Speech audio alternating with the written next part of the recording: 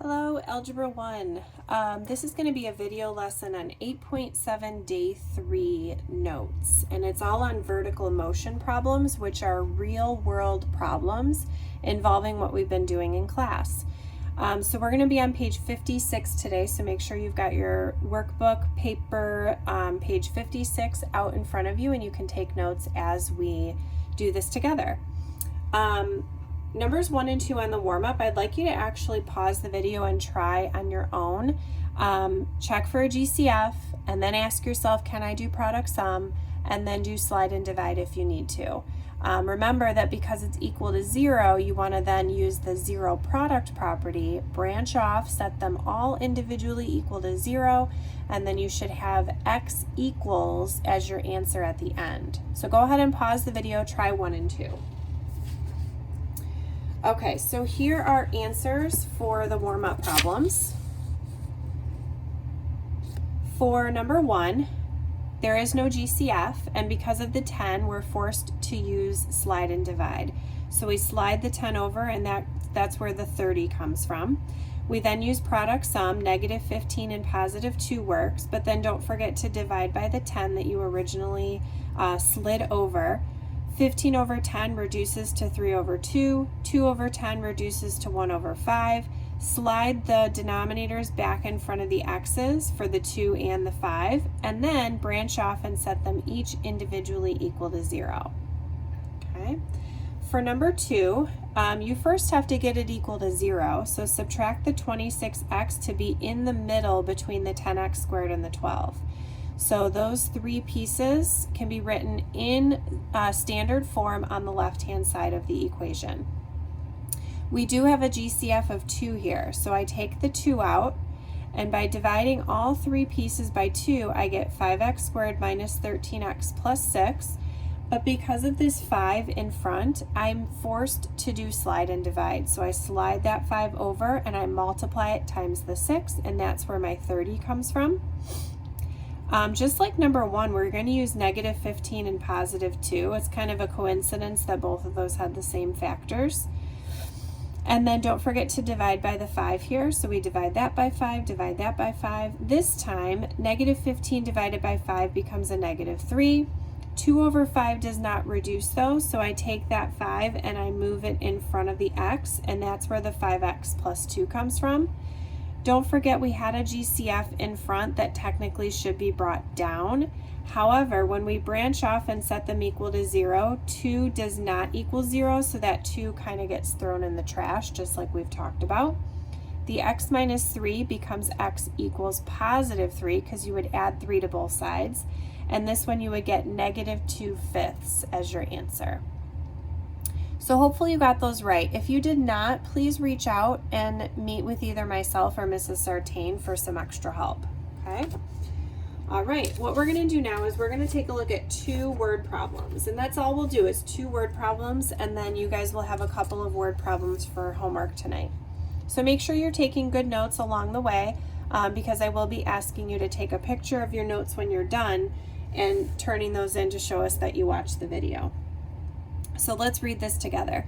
When Mario jumps over a hurdle, his feet leave the ground. I'm just going to underline that. His feet leave the ground, traveling at an initial upward velocity of 12 feet per second. I'm going to underline that as well. Find the time t in seconds it takes for Mario's feet to reach the ground again. So his feet are starting on the ground and they're landing on the ground. Use the equation h equals negative 16t squared plus vt plus h sub 0. I know that seems like a really weird, confusing equation, but then it explains that h is the height in feet, t is the time in seconds, v is the initial upward velocity in feet per second, and h is the initial height in feet. So what I want you guys to do is write this down. So we're going to say h sub 0 is the starting height. Start height, okay? The regular h with no little 0 next to it is the end height. So there's 2 different heights that we're talking about, and that's why I underlined where he starts and where he stops. Now the v is the initial velocity, and the t is time. So let's go ahead and identify each of these for this particular problem, okay?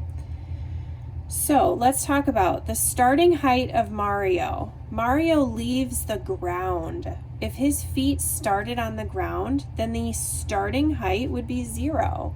It's not like he started when, you know, he was standing on a box or a platform or something. He starts on the ground and he jumps over the hurdle and he lands on the ground, so his ending height is 0 as well.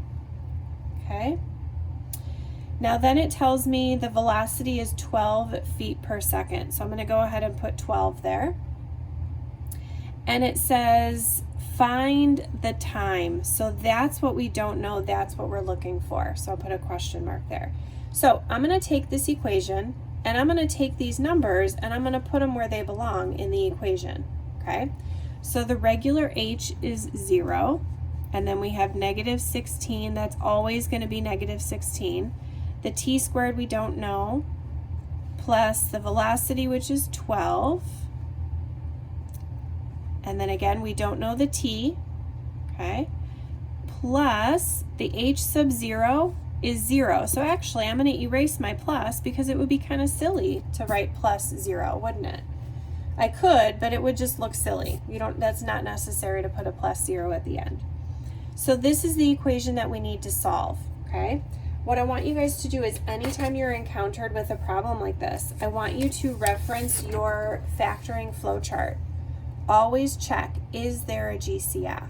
In this case, there is a GCF that we can divide out.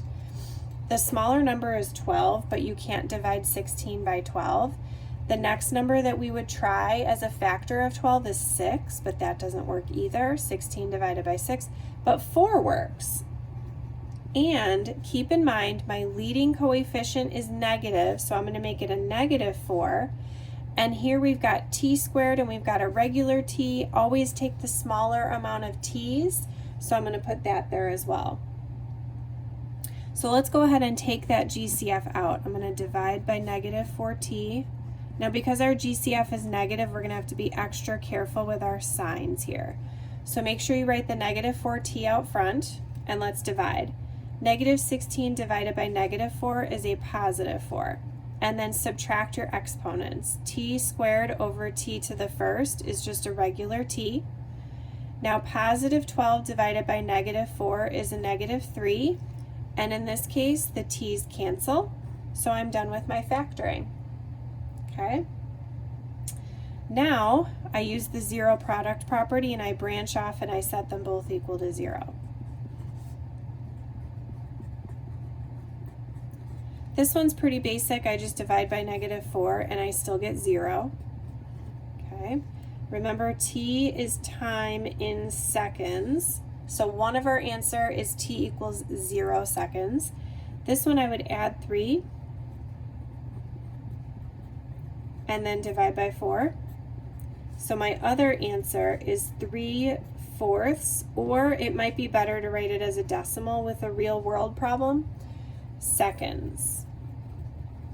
So Mario starts on the ground at 0 seconds. He lands on the ground again 0.75 seconds later. So it takes him less than 1 second to do the hurdle. And that's the answer. Okay, let's try example 5. Very similar.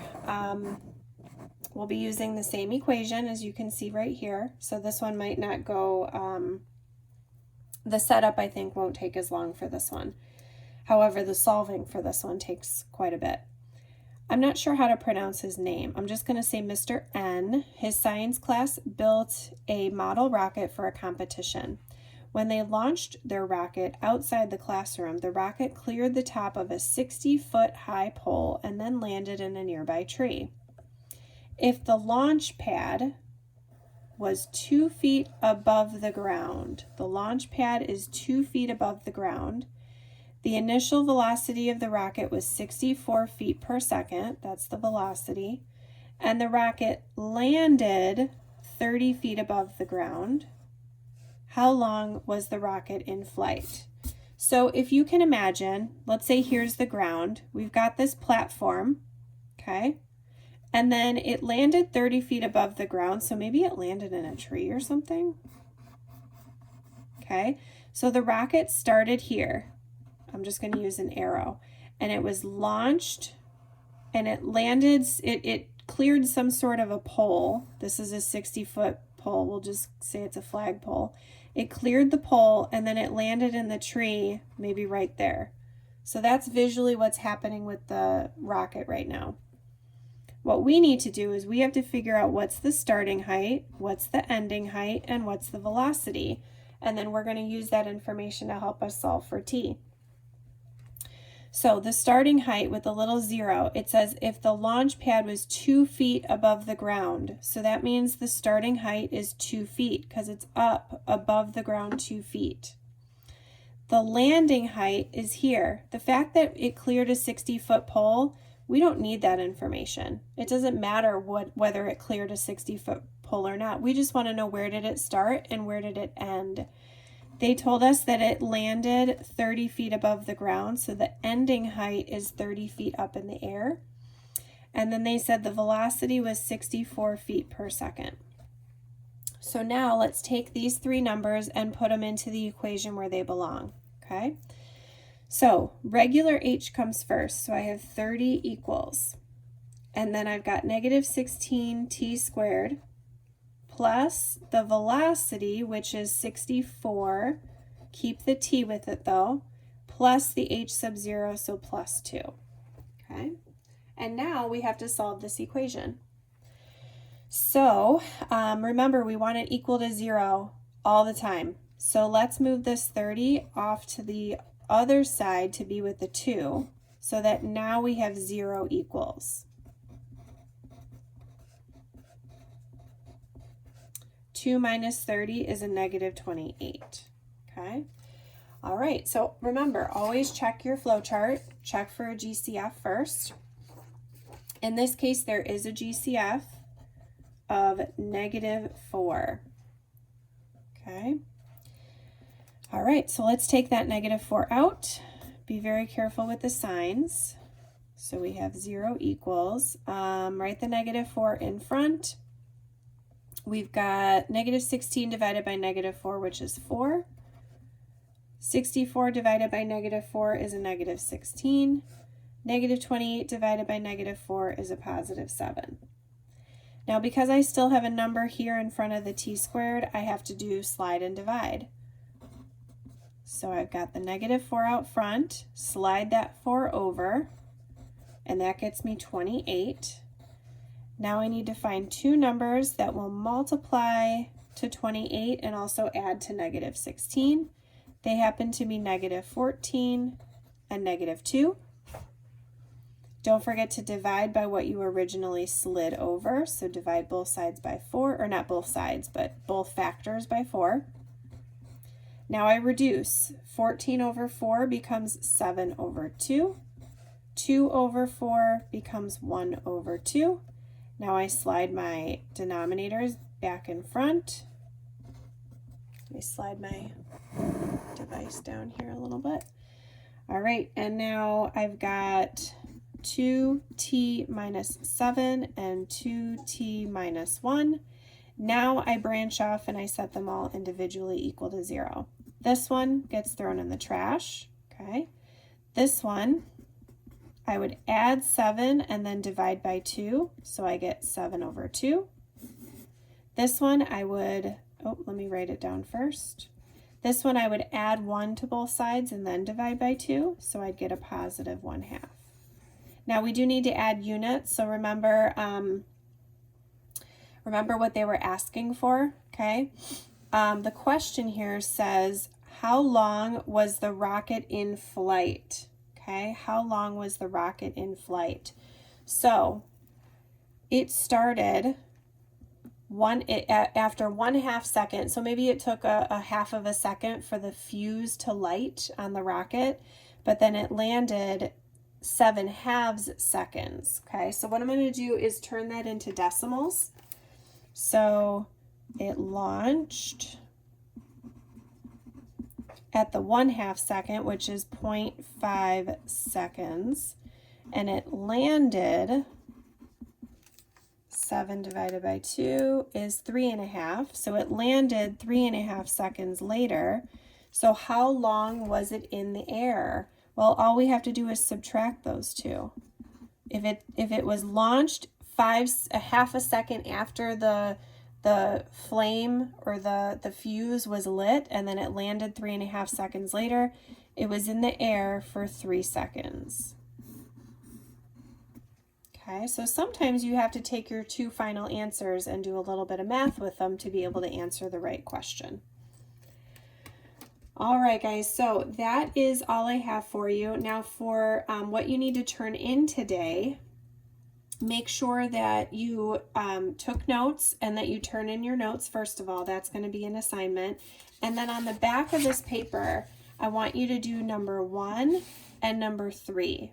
Those are going to be sort of 2 homework problems. Tomorrow we will do 2 and 4 together in class, but I want you to do 1 and 3 as homework and turn that in as well. Okay, so 2 separate assignments. Turn in your notes, but also turn in those 2 homework problems. All right, guys, have a great rest of your day, and we'll see you tomorrow. Bye.